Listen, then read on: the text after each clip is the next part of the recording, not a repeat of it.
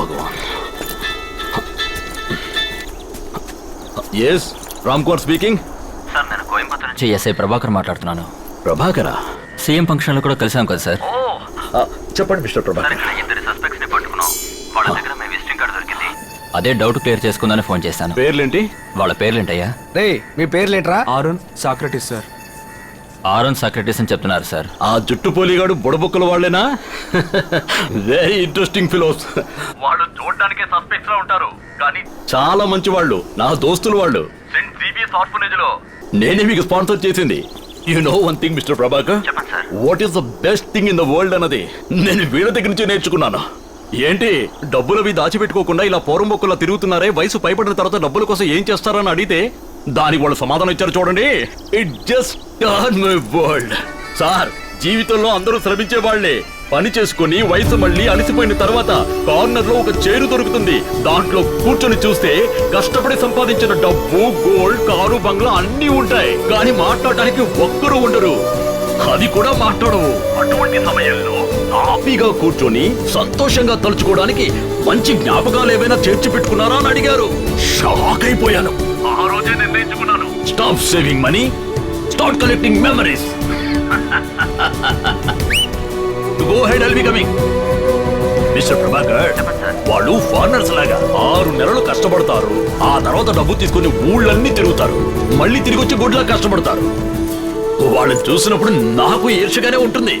అందుకని I can't spend 6 months, you know. కానీ ఏడాదిలో 6 రోజులు నా golden days. At the time mister Prabhakar,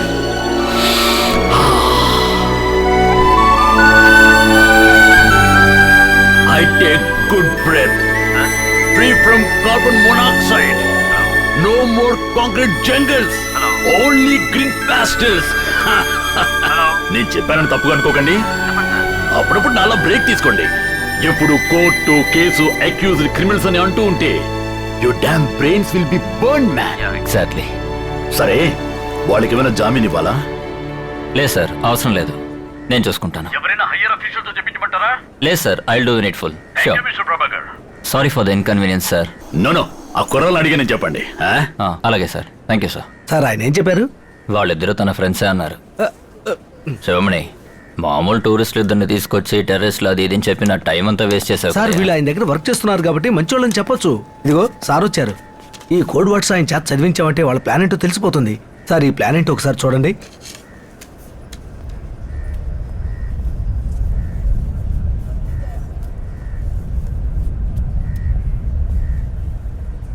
ప్రియమైన కుమారుడు అరుణ్కి నీ తండ్రి ప్రేమతో రాయినది. పుట్టుకతోనే నేను గుడ్డివాడిని.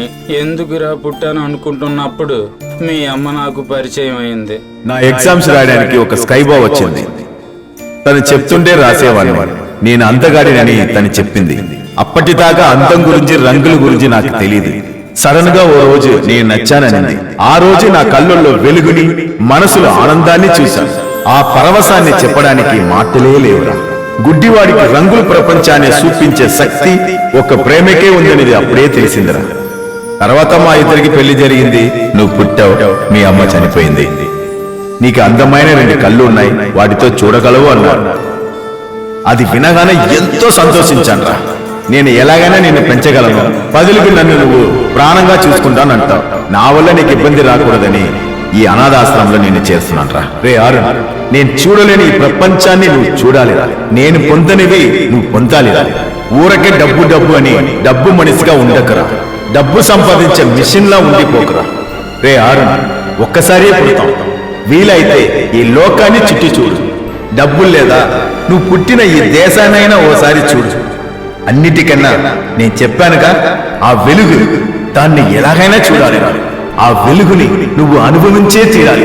ఈ లెటర్ ని ఈ తాత బహుమతిగా నీ కొడుకు తాత ఇచ్చే బహుమతి ఇవన్నీ చేస్తావని ఆశిస్తున్నాను.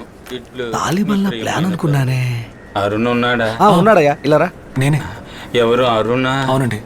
ఇలా చూడు నాన్న, మీ నాన్న ఆశయాన్ని నువ్వు నెరవేర్చాలి. ఇది మీ అబ్బాయికి ఇవ్వు. అయ్యా, ఇదిగో మిస్టేక్. మహేంద్ర, సార్ని తీసుకెళ్ళు. రండి వెళ్దాం. శాంతి, నేను కూడా నీతో పెళ్లికి వస్తున్నాను. ఒక్క నిమిషం, వీళ్ళిద్దరి దగ్గర నుంచి డీటెయిల్స్ తీసుకుని పంపించేయండి. సార్, ఎంజాయ్ చేయాలి. థ్యాంక్స్ బయలుదేరుతాం. రే టూరిస్టులు లేరండయ్యా. ఏమయ్యా ఆ కంప్లైంట్ నోట్ అందుకో. సార్. అరే పాలసీ అబ్బాయివా? అవును సార్. వెయిట్ చేయి, ఈ రోజు వేద్దాం. Okay sir. నీ పేరేం చెప్పావు? అరుణా? ఆరుణ్ సార్. రాసుకోవయ్యా. నాన్న పేరు? సాక్రటిస్. నీ పేరేంట్రా? Socrates sir. అ, అంటే మీ నాన్న పేరు అరుణా? అవును సార్. ఏంట్రా ఎగతాళిగా ఉందా? కాదు సార్, ఆ? నా పేరులోని మొదటి అక్షరం వాడి ఇనిషియల్ గాను, వాడి పేరులోని మొదటి అక్షరం నా ఇనిషియల్ గాను పెట్టుకున్నాం. మీరిద్దరు అనాథలట్రా? అవును సార్. వీళ్ళు పుట్టడమే భూమికి భారం సార్. రామరాజు. సార్ ఆయన మమ్మల్ని భారం అంటున్నాడే, మరి ఆయన ఏంటో అడిగి చెప్పండి సార్. ఏయ్ ఏమంటున్నాడు వాడు? హెడ్ గారు ఎందుకు పుట్టారని అడిగి చెప్పమంటున్నారు సార్. వాళ్ళెవరు అడిగి చెప్పడానికి ఏదైనా ఒకటే తినగాడక మనం. సరే సార్, అదేదో మీరే చెప్పండి. నాకు కుటుంబం, బరువు, బాధ్యత అని 100 లక్ష కమిట్మెంట్స్ ఉన్నాయిరా. మీలాగా లక్ష్యం లేకుండా ఊరూరా తిరిగే విధవను అనుకున్నావా? లక్ష్యం అంటే ఏంటి సార్? హ్మ్? లక్ష్యం అంటే థామస్ ఆల్వా ఎడిసన్, ఒక ఐసక్ న్యూటన్ అంతెందుకు కలాంలో పైకి రావాలరా? వాళ్ళలాగా మనం ఎందుకు రావాలి సార్? మనం మనంగానే ఉండిపోదాం సార్. Point sir. ఏంటి పాయింట్? అవును సార్, దేవుడు అందరికీ ఒక క్వశ్చన్ పేపర్ ఇస్తాడు సార్. దానికి మనం సమాధానం రాస్తే చాలు సార్. అనవసరంగా పక్కోడి క్వశ్చన్ పేపర్కి సమాధానం రాయాలని ట్రై చేస్తే ఫెయిల్ అయిపోతాం సార్. ముందు మనమేంటో మనం తెలుసుకోవాలి సార్. ఇలాగే దేశంలో చాలా మంది పక్కోళ్ళలాగే పైకి రావాలని ట్రై చేసి చివరికి పాడైపోతున్నారు సార్. Fact sir. ఏంటి ఫ్యాక్ట్? మనిషి నాకు ఒక లక్ష్యం అంటూ ఉండకూడదంటావా? ఏంటి లక్ష్యమా? సార్ భూమి వేడెక్కుతోందన్న సంగతి మీకు తెలీదా? భూమి వేడెక్కుతోందా? ఏంట్రా వాగుతున్నావు? అవును సార్, ఎప్పుడు ఎక్కడ బాంబు పేలుతుందో, ఎప్పుడు భూమి రెండుగా చీలిపోతుందో, ఎప్పుడు మిన్ను విరిగి మీద పడుతుందోనని అందరూ భయంతో చస్తున్నారు సార్. భయపడి చస్తున్నారా? ఇంకోవైపు కోట్లాది జనం ఒక్క పూట తిండి కూడా గతి లేక అల్లాడుతున్నారు సార్. ఈ పరిస్థితుల్లో లక్ష్యం గురించి పట్టించుకునే వాళ్ళు ఎవరు సార్? మరీ ఎక్కువగా ఆలోచిస్తున్నాడే. ఈ పరిస్థితుల్లో లక్ష్యం గిక్ష్యం అంటే రగిలిపోతారు సార్. రగిలిపోతారంట. సార్ బతికున్నన్ని రోజులు వీలైనంత వరకు మంచి చేసి ఆ తర్వాత పోయినా పర్వాలేదు సార్. బతికితే అలాంటి లక్ష్యంతో బతకాలి. Reality sir. ఏంటి రియాలిటీ? అతని లైఫ్ ఎటువైపు వెళ్తుందో ఆలోచించావా? ఎటువైపు అని మనం ఎందుకు సార్ ఆలోచించడం? అది మనల్ని ఎటు తీసుకువెళ్తోందో అటువైపు సంతోషంగా మనం వెళ్ళిపోతూనే ఉండాలి sir. Nature of law sir. ఏంటయ్యా లాలు అని చెప్పి వీళ్ళని ఎత్తేస్తున్నా?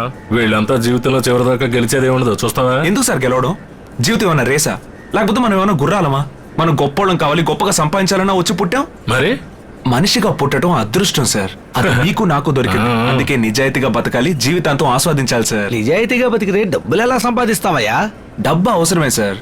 ఏదో బతకడం కోసం సంపాదించవచ్చు, అందుకని సంపాదించడం కోసమే బతకూడదు సార్. ఏంటయ్యా తెగ నీతులు చెప్తున్నాడు? వీళ్ళంతా పిచ్చినాయాడు సార్. వీళ్ళ పిచ్చి ముదురు చివరికి హాస్పిటల్లో చేరతారు. పిచ్చోళ్ళమే సార్.